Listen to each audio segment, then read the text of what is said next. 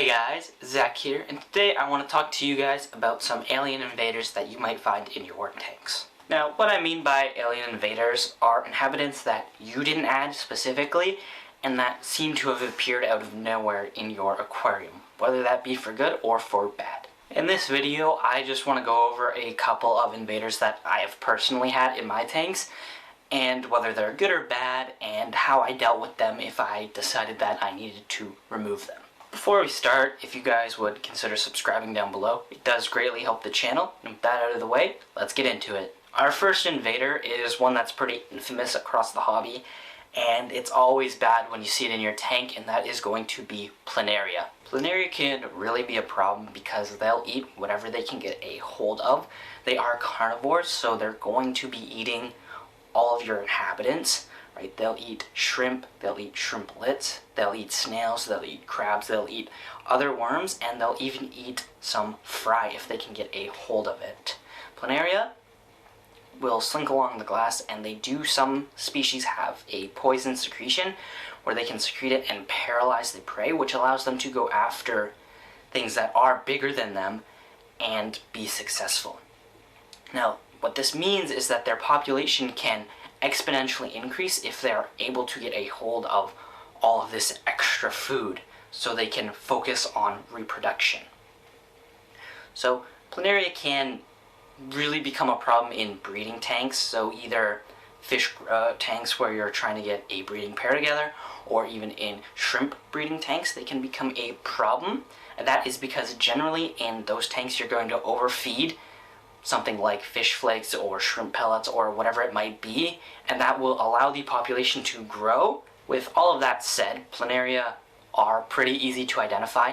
They're slender worm bodies, and they've got these very distinct triangular kind of arrow-shaped heads that are pretty easy to identify among the worms, and sometimes their guts will go red after they've eaten, so you might find them with kind of a red streak in them. And it can be really helpful for identifying planaria as opposed to other flatworms that can just be in your tank that aren't harmful. And planaria also have these two eyes on the top of their head, which are relatively sensitive to light, so they will tend to go towards darker places, as in the substrate, under any debris, on the hardscape, behind the hardscape, wherever they can find that is dark, and that can also make them hard to actually spot in your tank. Now, no one would purposely put planaria into their aquarium, so how do they get in? Well, there's a couple different ways they can get in. They can be attached to livestock, so you go to the fish store, you pick up a brand new stock of fish, and you put them in your tank. Well, planaria might have hitched a ride on one of them, or on any of the other inhabitants that you're going to add, and that's how they get introduced. They can also get introduced via plants, so they might be buried deep within a plant and come out once they're in your tank, or even in some substrates or hardscapes. If you do get them from outdoors, do be careful because you can get those hitchhikers. There are a bunch of different ways you could try and avoid getting planaria into your tanks. First, with your livestock, is just to quarantine them. Leave them out of your actual tank for weeks at a time, and just make sure they don't have any sicknesses, any worms, anything like that. But I know that that's not always possible, so you might just have one tank and it's just the fish that are going in, and that's perfectly fine. One way to avoid it with plants is just to get those sterilite cups. So I think it's the 1-2 grow cups or the in vitro cups, the ones that do say that they are completely sterile, and that's the only way really to avoid getting anything like that in your tank from the plants. As far as hardscape and substrate goes, it would just be rinsing it out or boiling the hardscape before to make sure that you're doing your best to get rid of all those unwanted hitchhikers. There are a couple different ways you can actually get rid of planaria. The first just being manual removal. This can sometimes work, can sometimes not work, right? Just plucking them out, but you do have to be patient if you do this, and chances are you're probably not going to get all of them. The other way would just do completely scrap the tank, get rid of everything in there, right? But that's most likely not an option. The one that I mostly do is just treating the tank with some chemicals. I don't love it, but it does do the job. I tend to use the no planaria powder that goes into the tank. I've found that shrimp and snails are generally fine with the dosages, and it doesn't affect their health too much, and it does get rid of the planaria. The next invader on our list is one that isn't necessarily bad. It can be bad depending on which tank it is, and that is going to be Hydra. The way Hydra get into your aquarium is they lay eggs, and then those eggs can lay dormant for quite some time. They can be on hardscape, in the substrate, really on anything that comes into your aquarium, and they'll just lay dormant. They can lay dormant for months, and then suddenly they can hatch, and you can start having Hydra grow all over the glass and hardscape in your tank. Hydra come from the same classification as corals, anemones, and jellyfish. So similar to anemones, they do have stinging tendrils that paralyze their prey so they can catch it and eat it. However, this really is a non-problem for most tanks because Hydra are teeny tiny.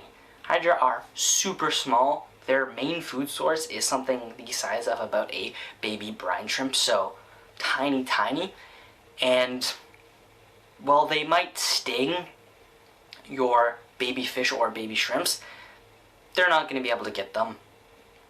A baby fish has a very good flight reaction, so if they feel that sting, they will dart away from it and not go back close to it, so that's not a problem. And adult fish and shrimp are just too big for the Hydra to catch or sting and paralyze, so that's not a problem.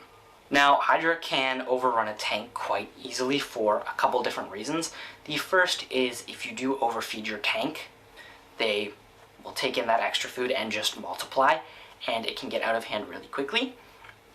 But also, if you try to manually remove them, unless you are like a surgeon, if you accidentally break the stalk of a Hydra, the piece that broke off will go and attach to another piece of glass, and the old stalk that was broken will grow a new piece. So, like a Hydra, it will just keep on regrowing its heads and multiply across the tank if you are breaking them apart. Now, there are a couple different removal methods that I'm aware of for Hydra.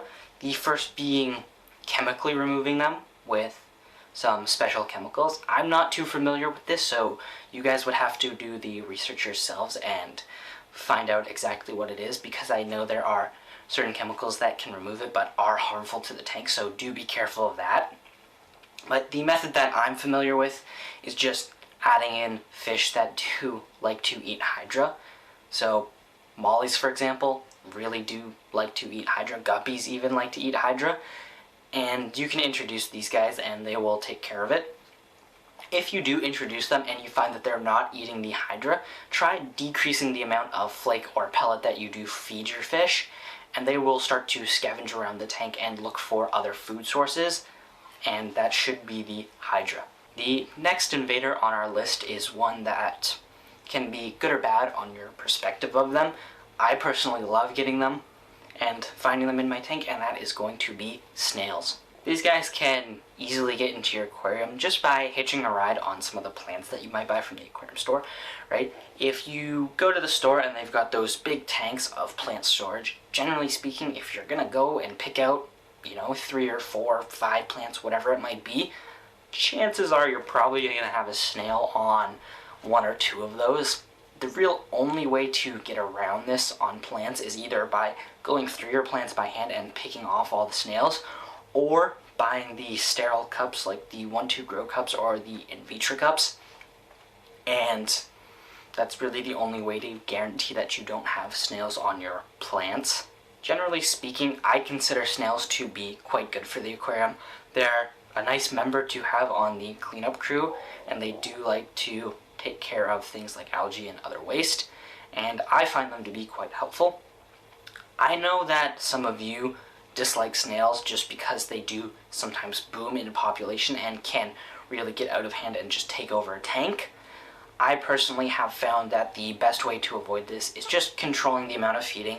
As with all these other invaders, their populations do tend to boom when you give them excess food, but I found that just keeping the feeding under control does keep their population under control as well.